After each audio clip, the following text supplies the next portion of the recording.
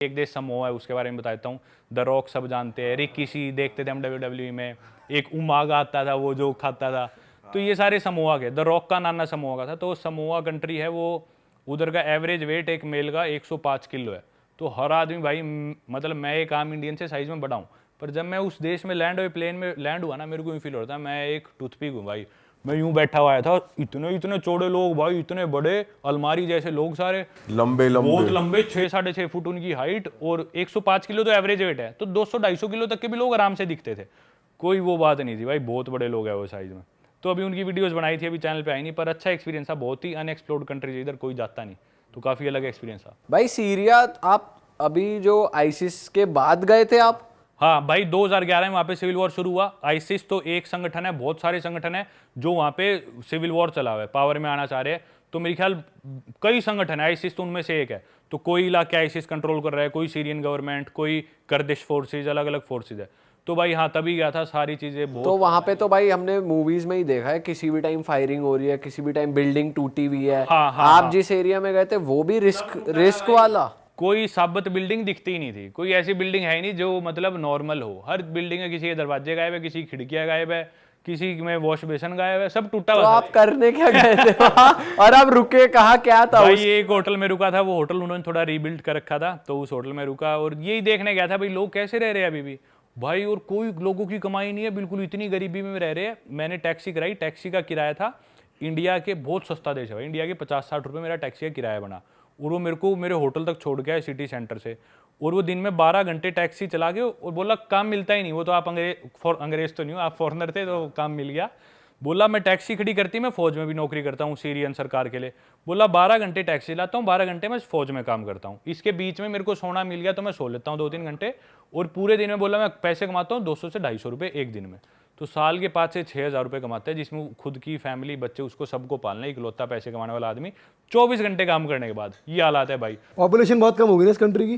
Population तो सारी बाहर जाने लग रही है, देश छोड़ के माइग्रेट करने का। वो भी डोंकी करते हैं ना अपने देश। वो पर उनका तो जायज है यार, उनका डोंकी करना जायज है। वहाँ कंडीशन है ही नहीं रहने लायक।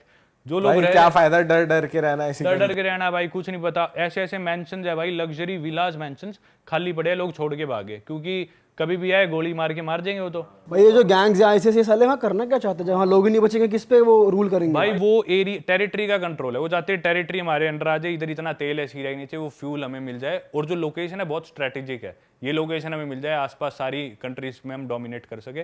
तो ये इनका कारण है। वहाँ से अमेरिका भी लगा हुआ है, कुछ ना कुछ अमेरिका भी करता रहता है। तो भाई लोगों की कंडीशन जितनी बुरी होए बावजूद भी, मतलब रोटी उनको यूँ नहीं पता शाम को हमें रोटी मिलेगी या नहीं मिलेगी। जेन्युइनली खुद का नहीं, पूरे परिवार का नहीं पता शाम को हम क्या पता भूखा सोना पड़े, क्या पता 10 दिन में हम भूख से ही मर जाए। लोगों को ये हालात है। फिर भी भाई दुकान पे जाके मैं चीज़ें खरीदता, बोलते नहीं हम पैसे नहीं ले सकते, आप हमारे मेहमान हो। भाई वो लोग जब ये चीज़ करते हैं ना, बहुत दिल छुआ भाई उस देश में तो। और मेरी वीडियोज़ में यार एक लड़का, मैं छोटा सा बच्चा था, उसकी दुकान से मैंने संतरा उठाया, मैं बोला संतरे के पैसे बता, बोला माफ़ी हिसाब, मतलब कोई हिसाब नहीं। बोला ये मेरा ज़मीर मुझे इजाज़त नहीं देगा कि मैं अपने मेहमान से एक संतरे के पैसे ले लूँ। अच्छा, कितनी अच्छी बात है भाई। भाई बहुत अच्छे लोग हैं यार।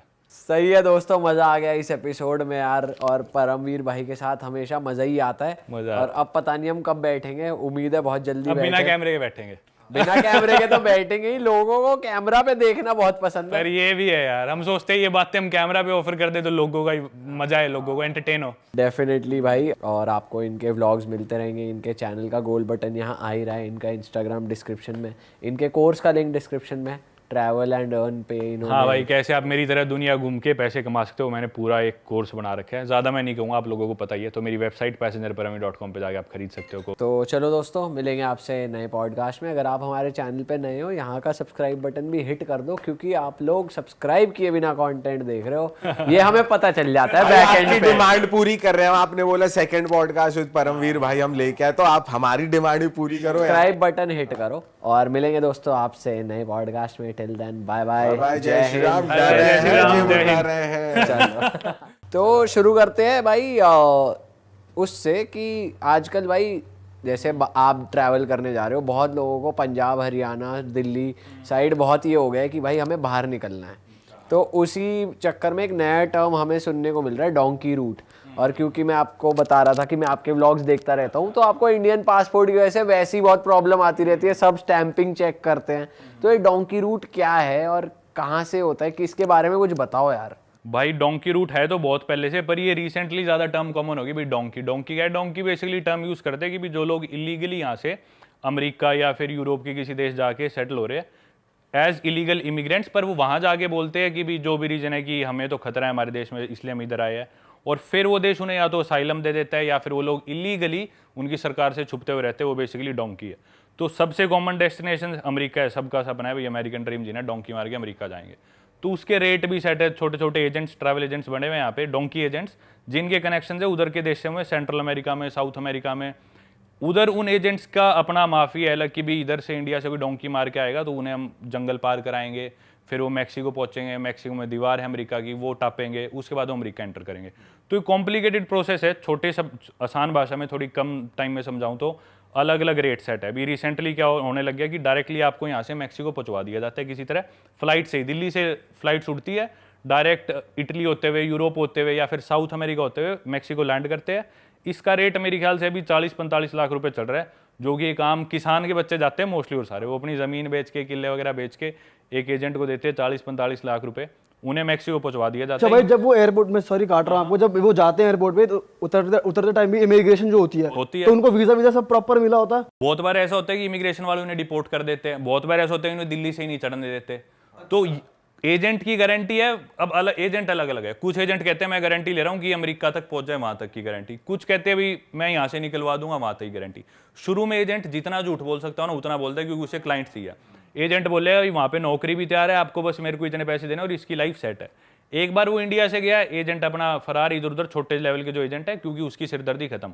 काफी लोग रास्ते में मर भी जाते हैं।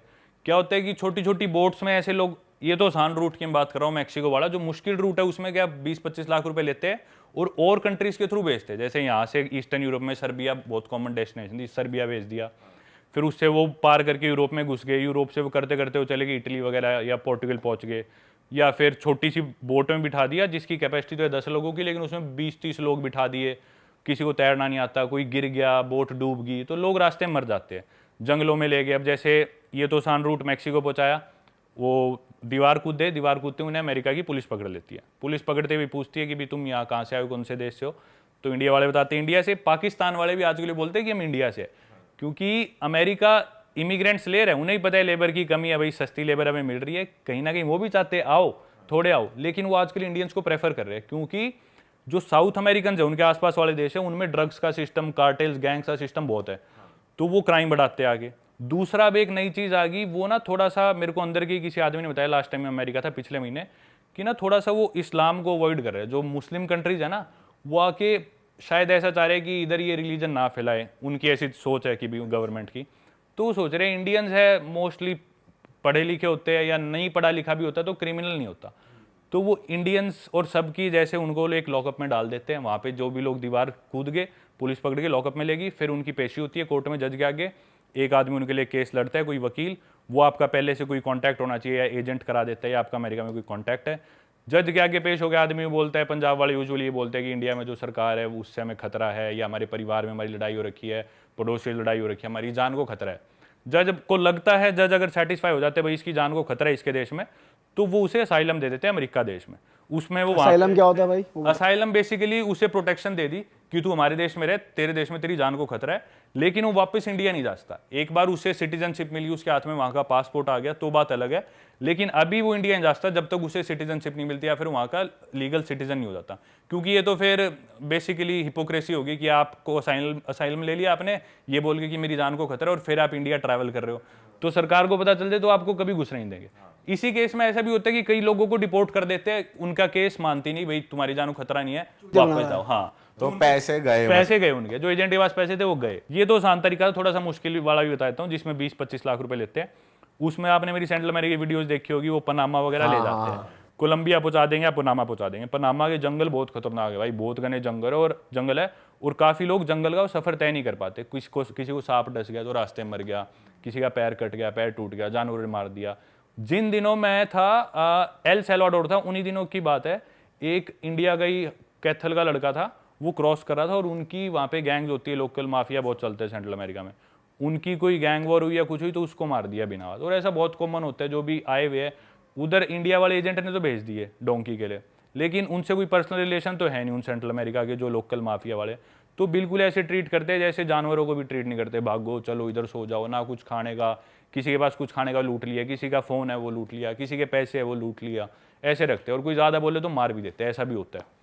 पर भाई ऐसे जा रहे हो तो फिर हो सकता है आपके साथ ऐसा कुछ, क्योंकि इलीगली जा रहे हो, कोई समझेगा ही नहीं कुछ आप। हाँ, जैसे मेरे साथ क्या था कि मैं अमेरिका से नीचे की तरफ आने लग रहा था, लेकिन एक बारी निकारागुआ देश में मेरे को एंट्री नहीं मिली, तो मेरे को वापस ऊपर जाना था एक बारी।